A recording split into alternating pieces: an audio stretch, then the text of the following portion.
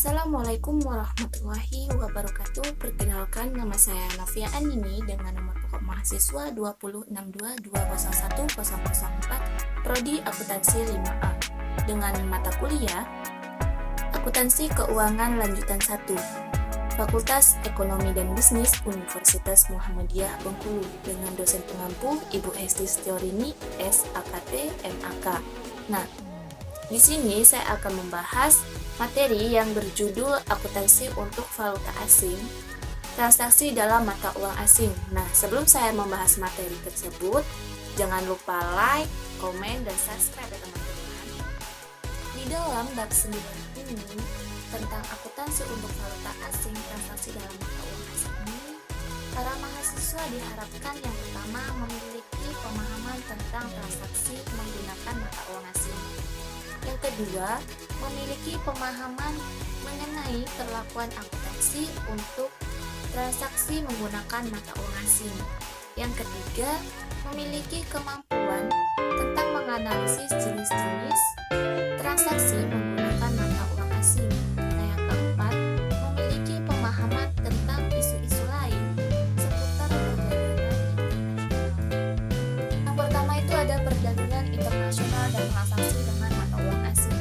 Nah, banyaknya peluang dan tantangan yang dihadapi oleh suatu negara karena dampak dari keterlibatannya dalam masyarakat ekonomi dunia, sehingga memaksa para entitas yang berada dalam negeri ini untuk aktif dalam menjalankan perannya di dalam dunia bisnis. Nah, adapun faktor-faktor yang menyebabkan suatu entitas ini harus berinteraksi dengan entitas lain yang berada di luar negeri. Yang pertama itu kebutuhan bahan produksi atau pendukung produksi yang tidak tersedia di dalam negeri. Yang kedua, ada pemasaran produksi yang dihasilkan. Yang ketiga, memperoleh sumber pendanaan. Yang keempat itu pengembangan entitas lain. Dalam PSAK 10, pengaruh dari perubahan nilai tukar valuta asing telah mengatur bagaimana perlakuan akuntansi atas transaksi dalam mata uang asing untuk pengakuan awal, pengukuran maupun saat pelaporan di akhir periode. Selanjutnya itu bagian konsep mata uang.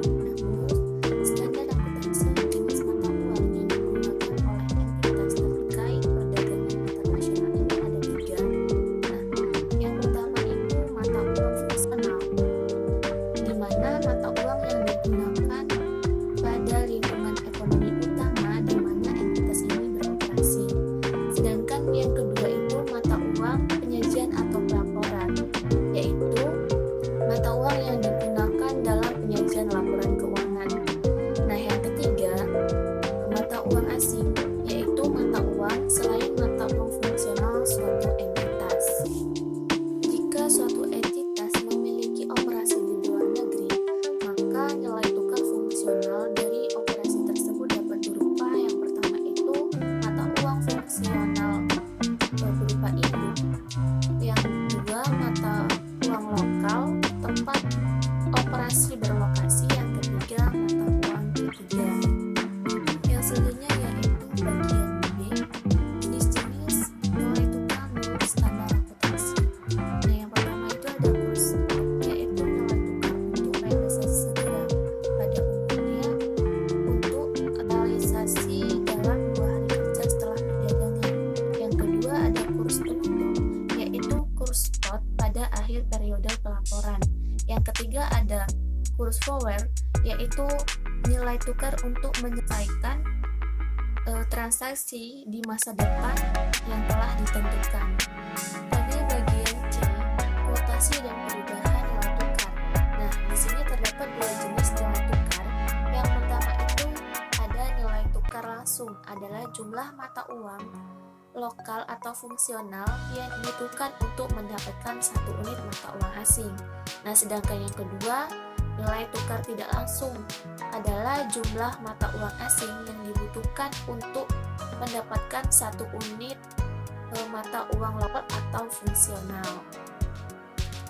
Selanjutnya itu yang kedua, akuntansi untuk asing. Nah, menurut PSAK 10 terdapat 3 kelompok yang termasuk ke dalam mata uang asing. Yang pertama itu ada transaksi pembelian atau penjualan barang atau jasa yang harganya didominasikan ke dalam mata uang asing. Yang kedua, transaksi pinjam meminjam dana ketika belah yang merupakan hutang atau piutang didominasikan dalam suatu mata uang asing. Yang ketiga, transaksi pelepasan atau perolehan asing, di mana pengadaan atau penyelesaian liabilitas yang didominasikan dalam mata uang asing.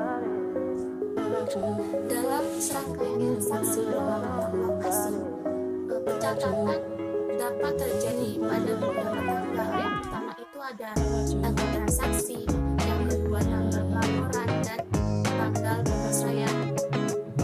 Nah, pada pengakuan awal, semua transaksi pada dalam mata uang asing ini diakui menggunakan mata uang fungsional berdasarkan kurs spot atas mata uang asing.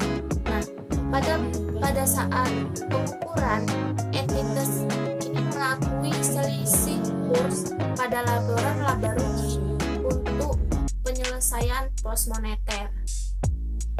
Jika terdapat selisih kurs yang timbul dari penyelesaian, maka yang pertama itu ada selisih kurs, keuntungan atau kerugian transaksi dalam mata uang, di mana ini diakui pada laporan laba rugi pada saat terjadinya untuk penyelesaian pos-pos moneter. Nah, yang kedua itu ada selisih kurs yang diakui pada laporan laba rugi dan pelaporan komprehensif lainnya untuk pos-pos moneter tergantung pelaporan untuk atau kerugian lainnya yang dilaporkan. Pada bagian A, transaksi pembelian atau penjualan mata uang asing untuk tujuan spekulasi. Nah, dalam transaksi untuk tujuan spekulasi ini, para entitas sengaja melakukan jual beli mata uang asing dengan harapan mendapatkan keuntungan dari ekspektasi perubahan nilai tukar dalam suatu mata uang asing. Nah, dalam transaksi untuk tujuan spekulasi ini bisa menggunakan aset atau liabilitas dalam mata uang asing dan juga bisa menggunakan derivatif. Nah, derivatif ini pada umumnya dipakai untuk transaksi mata uang asing adalah forward, yaitu kontrak yang mana satu mata uang dipertukarkan dengan mata uang lain pada tanggal dan harga yang telah disepakati bersama.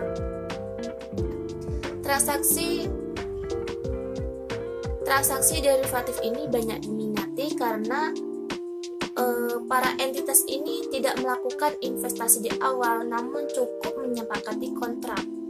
Pada bagian B itu ada transaksi ekspor, di mana yang kita ketahui bahwa transaksi ekspor ini adalah penjualan barang atau jasa yang ada di dalam negeri, langsung kita ekspor kepada entitas lain yang ada di luar negeri. Nah, atas transaksi ekspor ini, entitas akan memperoleh pembayaran dari luar negeri yang kemungkinan didominasikan ke dalam mata uang asing. Nah, untuk kebutuhan pelaporan atau laporan keuangan, entitas ini harus menyajikan transaksi tersebut ke dalam mata uang fungsionalnya. Bagian D itu ada transaksi impor, di mana yang kita ketahui bahwa transaksi impor ini adalah pembelian barang atau jasa yang ada di luar negeri yang akan didatangkan ke dalam negeri. Nah, untuk transaksi impor ini, entitas memiliki kewajiban untuk menyerahkan pembayaran kepada entitas lain yang ada di luar negeri yang mungkin akan didominasikan ke dalam mata uang asing. Nah, namun untuk kebutuhan laporan keuangan, entitas ini harus menyajikan transaksi tersebut ke dalam mata uang fungsionalnya. Pada bagian ketiga, isu lainnya terkait transaksi menggunakan mata uang asing. Nah, pada poin A, Transaksi perolehan aset tetap dalam mata uang asing. Menurut PSA ke-16 aset tetap, suatu aset tetap ini dapat diukur berdasarkan nilai perolehannya dalam pengakuan awal, sehingga entitas dapat memilih untuk menggunakan model biaya atau model revaluasi untuk mengukur aset tetap pada periode setelahnya. Jika aset tetap menggunakan model biaya, maka aset diakui sebesar biaya perolehannya dan dilakukan pengusutan dan penurunan nilai jika ada, sehingga aset tetap dapat disajikan sebesar nilai perolehannya. Jika aset tetap diukur berdasarkan nilai wajar atau nilai revaluasian pada saat tanggal pelaporan dan selisih nilai wajar diakui sebagai surplus revaluasian atau penghasilan komprehensif lain atau kerugian laba rugi. Pada bagian B, penyajian dan pengungkapan transaksi menggunakan mata uang asing. Pada PSA ke-10 menyatakan bahwa suatu entitas ini perlu pengungkapan. Yang pertama itu ada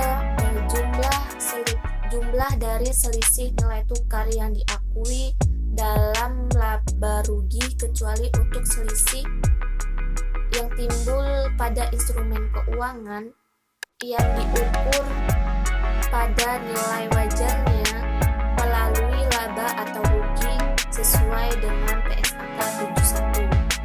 Kedua, selisih nilai tukar neto ini diakui dalam penghasilan komprehensif lain dan diakumulasikan dalam komponen ekuitas terpisah, dan juga harus mengungkapkan rekonsiliasi dari selisih nilai tukar tersebut pada awal dan akhir periode. Yang ketiga, ketika mata uang fungsional dan mata uang pelaporan ini berbeda, maka entitas harus mengungkapkan alasan perbedaan tersebut.